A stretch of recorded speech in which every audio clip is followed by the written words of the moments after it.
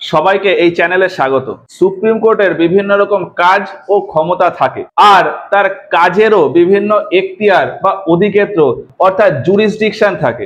যেমন original jurisdiction, appellate jurisdiction, advisory jurisdiction বা consultative jurisdiction, আর পাওয়ার টু রিভিউ ইত্যাদি।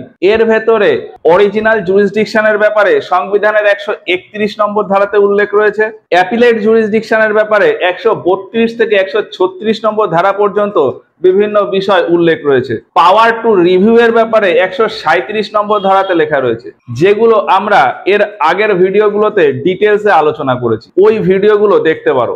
আর অ্যাডভাইজারি জুরিসডিকশন বা কনসালটেটিভ জুরিসডিকশনের ব্যাপারে সংবিধানের 143 নম্বর ধারাতে উল্লেখ রয়েছে, যেটা নিয়ে আজকের ভিডিওতে আমরা আলোচনা করব। আমরা যে কোনো কাজ করতে গেলে, বিশেষ করে কোনো বড় কাজ করতে গেলে, প্রথমে যেটা ভাবি যে ওই কাজটা করার সময় আমাদের কোনো আইনি জটিলতা আসবে না তো, এবং সেটা ভেবেই আমরা বিভিন্ন উকিল বা অ্যাডভোকেটের সাথে আলোচনা করি এবং তাদের কাছ থেকে আইনি পরামর্শ নিই। ঠিক সেই রকমই ভারত সরকার বা পার্লামেন্ট দেশের জন্য কোনো কাজ করার আগে আইনি পরামর্শ নেয় ভারতের অ্যাটর্নি জেনারেলের কাছ থেকে। কিন্তু পার্লামেন্ট যদি চায় তাহলে তার হয়ে রাষ্ট্রপতি সুপ্রিম কোর্টের কাছ থেকেও আইনি পরামর্শ নিতে পারে। এই কথাটাই সংবিধানের 143 নম্বর ধারাতে বলা আছে। 143 নম্বর ধারাতে দুটো বিষয় আছে। প্রথমত বলা আছে যে ভারত সরকার বা পার্লামেন্টের যদি কোনো বিষয়ে অ্যাডভাইস নেওয়ার প্রয়োজন হয় তাহলে রাষ্ট্রপতি সুপ্রিম কোর্টের সাথে আলোচনা করার কথা বলতে পারে। এখন সুপ্রিম কোর্ট রাষ্ট্রপতির সাথে ওই বিষয়টা নিয়ে আলোচনা করবে কি করবে না সেটা সুপ্রিম কোর্টের ব্যাপার। আর রাষ্ট্রপতির সাথে আলোচনা করে ওই বিষয়ে কোনো অ্যাডভাইস বা ডিসিশন দেবে কি দেবে না সেটাও সুপ্রিম কোর্টের ইচ্ছা। এরকমটা না যে প্রেসিডেন্ট কোনো একটা ব্যাপারে অ্যাডভাইস চাইলো তাহলে সুপ্রিম কোর্টকে ওই অ্যাডভাইস দিতেই হবে, এরকম কোনো বাধ্যবাধকতা নেই। আবার সুপ্রিম কোর্ট হয়তো রাষ্ট্রপতির সাথে আলোচনার মাধ্যমে কোনো একটা অ্যাডভাইস দিল, তাহলে রাষ্ট্রপতিও ওই অ্যাডভাইস মানতেও পারে নাও মানতে পারে, মানে সেই অ্যাডভাইস অনুযায়ী কাজ করতেও পারে নাও করতে পারে। কিন্তু নর্মালি যেটা হয় যে প্রেসিডেন্ট কোনো অ্যাডভাইস চাইলে সুপ্রিম কোর্ট তাতে অ্যাডভাইস দেয়, এবং সুপ্রিম কোর্ট যখন কোনো অ্যাডভাইস দেয় প্রেসিডেন্টও সেই অ্যাডভাইস অনুযায়ী তার কাজ করে। 143 নম্বর ধারার সেকেন্ড পয়েন্টে বলা আছে যে সংবিধান লাগু হওয়ার আগের কোনো বিষয় অথবা 131 নম্বর ধারা মানে সুপ্রিম কোর্টের অরিজিনাল জুরিসডিকশনের কোনো বিষয় নিয়ে যদি রাষ্ট্রপতি সুপ্রিম কোর্টের কাছ থেকে কোনো অ্যাডভাইস চায় সেক্ষেত্রে সুপ্রিম কোর্ট অ্যাডভাইস দিতে বাধ্য। তবে এক্ষেত্রেও প্রেসিডেন্ট সুপ্রিম কোর্টের ওই অ্যাডভাইসটাকে মানতেও পারে নাও মানতে পারে। মোটামুটি 143 নম্বর ধারাতে এইটুকুই লেখা আছে। কিন্তু যদি একটু ভালোভাবে এই বিষয়টাকে বুঝতে চাই তাহলে বিভিন্ন রকম প্রশ্ন আমাদের মাথাতে আসবে। যেমন প্রেসিডেন্ট তো সুপ্রিম কোর্টের সাথে আলোচনা করবে, কিন্তু সুপ্রিম কোর্টে বর্তমানে 34 জন বিচারপতি, তাহলে রাষ্ট্রপতি সুপ্রিম কোর্টের কোন বিচারপতির সাথেই বা আলোচনা করবে?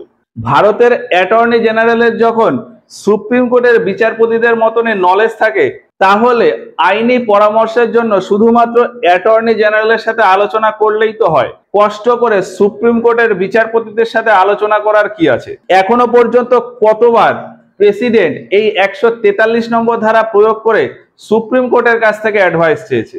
আমরা জানি যে প্রেসিডেন্ট যখন সুপ্রিম কোর্টের কাছ থেকে কোনো অ্যাডভাইস চায় নর্মালি সুপ্রিম কোর্ট সেখানে অ্যাডভাইস দিয়েই দেয়। কিন্তু এরকম কি কখনো হয়েছে যেখানে প্রেসিডেন্ট সুপ্রিম কোর্টের কাছ থেকে অ্যাডভাইস চেয়েছে কিন্তু সুপ্রিম কোর্ট কোনো অ্যাডভাইস দেয়নি বা দিতে অনিচ্ছা প্রকাশ করেছে? এই রকম আরো বিভিন্ন রকম প্রশ্ন। তো এক এক করে বিষয়গুলো দেখি। দেশের কোনো কাজ করার জন্য বা ইন্টারন্যাশনাল কোনো কাজ করার জন্য পার্লামেন্ট বা সংসদ মানে ভারত সরকারের হয়ে রাষ্ট্রপতি সুপ্রিম কোর্টের কাছ থেকে কখনো কোনো অ্যাডভাইস নিতে চাইলে প্রথমেই পার্লামেন্ট বা সংসদের হয়ে রাষ্ট্রপতির তরফ থেকে একটা লেটার সুপ্রিম কোর্টের চিফ জাস্টিস অফ ইন্ডিয়ার কাছে পাঠানো হয়, এবং ওই লেটারে কি কি বিষয় নিয়ে আলোচনা করতে চাই বা ওই বিষয় সম্পর্কে কেমন অ্যাডভাইস পেতে চাই বা রাষ্ট্রপতি কি কি প্রশ্নের উত্তর জানতে চান এই সমস্ত কিছু লেখা থাকে। এরপর চিফ জাস্টিস অফ ইন্ডিয়া যদি ওই বিষয়টাকে অ্যালাউ করেন, তাহলে chief justice of India supreme কোর্টের 5 জন জাজকে নিয়ে একটা বেঞ্চ গঠন করান এবং একটা ডেট দিয়ে দেন। আর ওই ডেটে রাষ্ট্রপতি ওই 5 জন জাজের সাথে বসে বিভিন্ন আলোচনা করেন এবং ওই বিষয় নিয়ে বিভিন্ন অ্যাডভাইস নেন। এখন সুপ্রিম কোর্ট যেহেতু আইনি পরামর্শ দেবে, আর রাষ্ট্রপতি যেহেতু কোনো আইনে পারদর্শী ব্যক্তি নয়, তাই রাষ্ট্রপতি তার সাথে অ্যাটর্নি জেনারেলকে নিয়ে ওই আলোচনায় বসতে পারে, অথবা শুধুমাত্র অ্যাটর্নি জেনারেলকেও ওই আলোচনায় পাঠাতে পারে। এখন অ্যাটর্নি জেনারেল তো নিজেই পার্লামেন্ট বা সংসদ বা রাষ্ট্রপতি বা ভারত সরকারকে কোনো আইনি পরামর্শ দিতেই পারে, তাহলে সুপ্রিম কোর্টের সাথে আলোচনা করার এই ঝামেলায় যাওয়ার কি দরকার? সেক্ষেত্রে বলা যায় যে অ্যাটর্নি জেনারেলের সুপ্রিম কোর্টের জাজের মতো নলেজ থাকলেও ভারতের attorney general as an advocate কাজ করেন, আর একজন জাজ ও একজন অ্যাডভোকেটের যে কোনো একটা পার্টিকুলার কেস নিয়ে স্টাডি করার ধরন পুরোপুরি আলাদা। ফলে ওই অ্যাটর্নি জেনারেল যতই ভারত সরকার বা পার্লামেন্টকে জুডিশিয়াল অ্যাডভাইস দিক না কেন, কোনো একটা বিষয়ে সুপ্রিম কোর্টের জাজেরা চাইলেই ওই বিষয়টার ভিতরে কোনো না কোনো খুঁত বা ফল্ট খুঁজে বের করতে পারে। আর সেই জন্যই দেশে বড় কোনো কাজ করার আগে সুপ্রিম কোর্টের কাছ থেকে জুডিশিয়াল অ্যাডভাইস নেওয়া হয়, যাতে সুপ্রিম কোর্ট সংসদের ওই ডিসিশনের উপর পরবর্তীতে জুডিশিয়াল রিভিউ না করে বা জাজেরা যাতে অন্য কোনো সমস্যার সৃষ্টি না করে। এছাড়াও সুপ্রিম কোর্টের অ্যাডভাইস নিয়ে সংসদ যখন কোনো কাজ করে বা কোনো আইন তৈরি করে, সেক্ষেত্রে সংসদ একটা ব্যাক সাপোর্ট পায় যে না, এই কাজটা সঠিক এবং আইনত ঠিক আছে। আর জনগণের ভেতরেও একটা বিশ্বাস থাকে যে সুপ্রিম কোর্ট যেহেতু এই বিষয়টাতে অ্যাডভাইস দিয়েছে, তাহলে বিষয়টা ঠিকই হবে। এখনো পর্যন্ত মোট 15 বার রাষ্ট্রপতি 143 নম্বর ধারা প্রয়োগ করে সুপ্রিম কোর্টের কাছ থেকে অ্যাডভাইস চেয়েছেন। প্রথমবার 1951 সালে দিল্লি ল অ্যাক্ট এর ব্যাপারে, 1993 সালে রাম জন্মভূমি ও বাবরি মসজিদের ব্যাপারে। এরকম রাম জন্মভূমি ও বাবরি মসজিদের ব্যাপারে রাষ্ট্রপতি যখন সুপ্রিম কোর্টের কাছে অ্যাডভাইস চান, তখন বিভিন্ন রকম বিষয়ের ভিতরে একটা প্রশ্ন ছিল যে বর্তমানে যেখানে বাবরি মসজিদ রয়েছে, সেখানে কি আগে কখনো কোনো মন্দির ছিল? এছাড়া আরো একটা প্রশ্ন করা হয় যে বাবরি মসজিদ ভেঙে যদি সেখানে রাম মন্দির তৈরি করা হয়, তাহলে সুপ্রিম কোর্ট কি কোনো সমস্যা সৃষ্টি করবে বা সুপ্রিম কোর্টের কি কোনো সমস্যা হবে?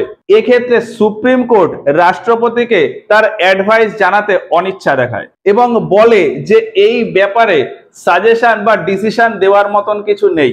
বিভিন্ন রিপোর্ট অনুযায়ী যদি দেখা যায় যে বাবরি মসজিদের জায়গায় আগে কখনো কোনো মন্দির ছিল, তাহলে মেনে নিতে হবে যে সেখানে কোনো মন্দির ছিল, আর বাবরি মসজিদের জায়গায় রাম মন্দির তৈরি করাতে সুপ্রিম কোর্টের অ্যাডভাইস নেওয়ার কোনো প্রয়োজন নেই। এটা সংসদের ডিসিশনের ব্যাপার। তো এই হলো 143 নম্বর ধারা নিয়ে বিভিন্ন বিষয়। আশা করি ব্যাপারটা মোটামুটি বোঝাতে পেরেছি। জানি যে আরো বিভিন্ন রকম ডাউট তোমাদের মনে থাকবে, তো কি কি ডাউট থাকে সেগুলো আমাদেরকে কমেন্ট বক্সে জানিও। আমরা চেষ্টা করব সেই ডাউটগুলো ক্লিয়ার করার। তো আজকের মতো ভিডিওটা এই পর্যন্তই। ভিডিওটা ভালো লাগলে লাইক করো, ভিডিও সম্পর্কে তোমাদের মতামত কমেন্ট বক্সে আমাদের জানিও। তো দেখা হচ্ছে এর পরের ভিডিওতে। ধন্যবাদ।